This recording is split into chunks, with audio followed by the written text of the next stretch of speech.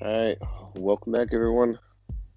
It's the end of day 18, and hope everybody's feeling good. So, today, we're going to talk a little bit about the Quit Rich villains. Before we do, I'm going to, as always, do some calculations here. So, we're on our 18th day. That means we've made it to 432 hours, and we're still pretty high up there. Last time we were just at 24,000 minutes. We've already added another almost 2,000, almost at 27,000 minutes at this point. And I'm going to just take a step further and just see how many seconds that we've gone without smoking. We have 1,555,200 seconds without smoking. Yeah, that's a minute. A million and a half of quite a bit of moments. And you should feel proud of yourself. Everybody feel good about it. So let's jump right into it. So, first of all, I'm going to tell you a little bit about the art aspect and how that came into play with Quit Rich, because some of the people following it from the very, very beginning may not understand why all of a sudden art became a big deal.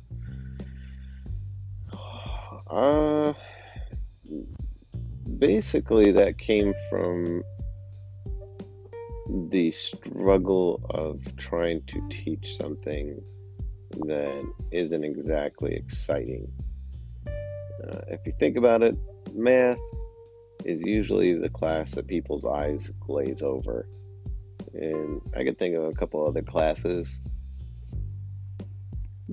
that struggle to keep people's attention, but I think things with numbers and the more complexity gets added to doing things with those numbers, the harder it gets for people to focus on it.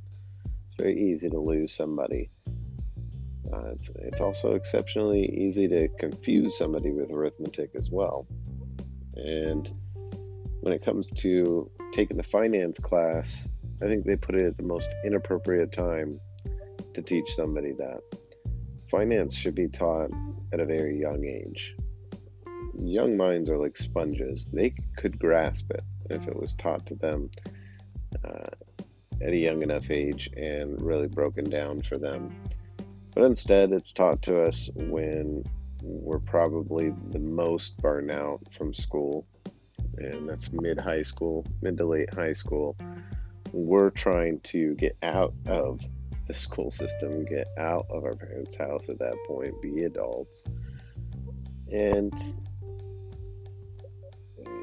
it sounds not very interesting. It sounds like learning how to balance a checkbook.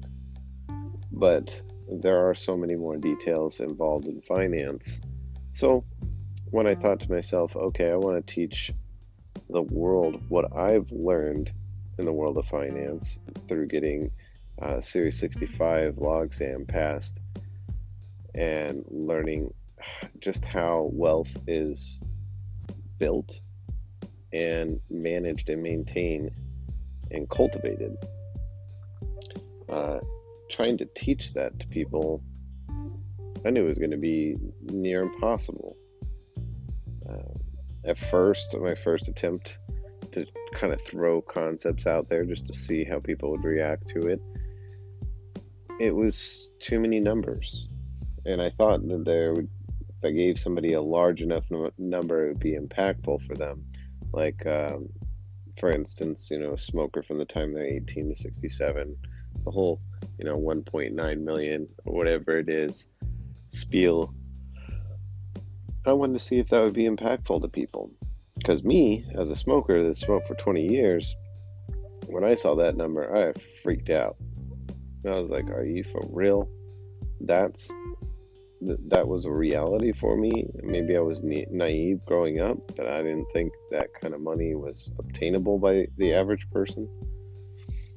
And so when I put that out there into the world, not many people really grasped it, and they never really took time to think about, well, what does it mean for me outside of smoking? I think people immediately looked at it and said, I'm either a smoker or I'm not a smoker. They chose one of two paths. They're not a smoker. Oh, this doesn't concern me. I don't need to pay attention to it. Moving on. Which is a grave mistake, because there's a lot to be learned here about how money is, or wealth rather, is built and maintained. And the other path, somebody that is a smoker, I imagine that a lot of initial reactions are, well, money isn't going to convince me, or I'm too old, so it doesn't really matter to me, or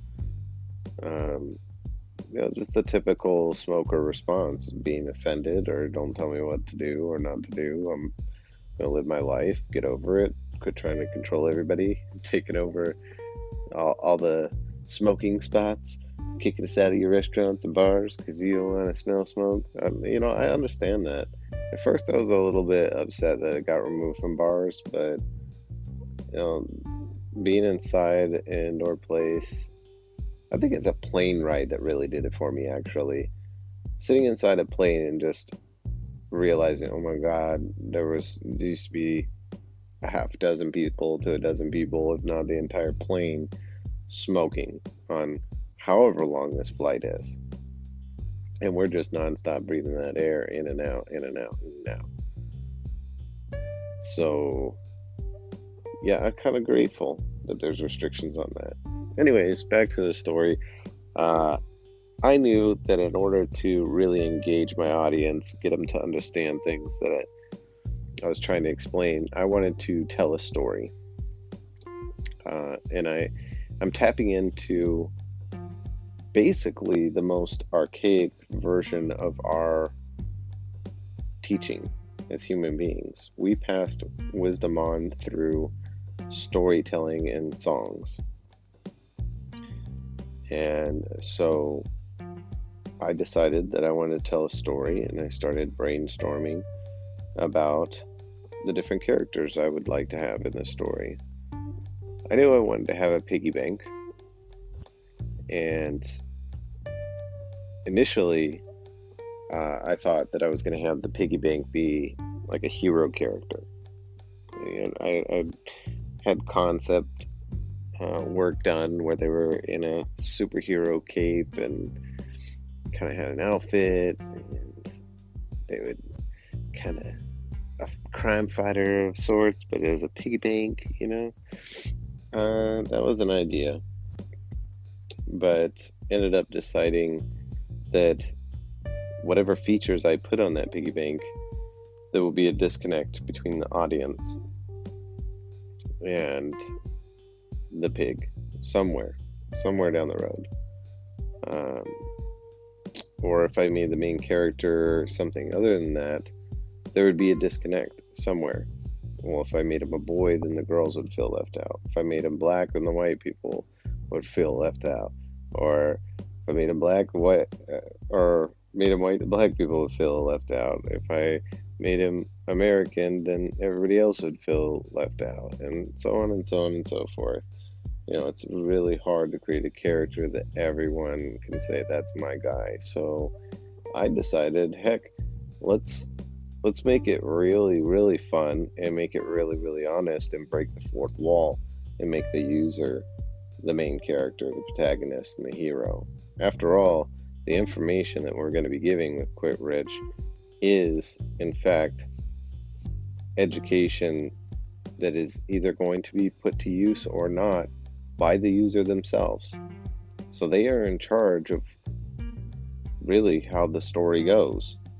We give them the scenario, which is real life. We didn't provide that scenario. We're merely explaining the scenario, and the rest is kind of up to each individual person. So that's how the main character was conceptualized.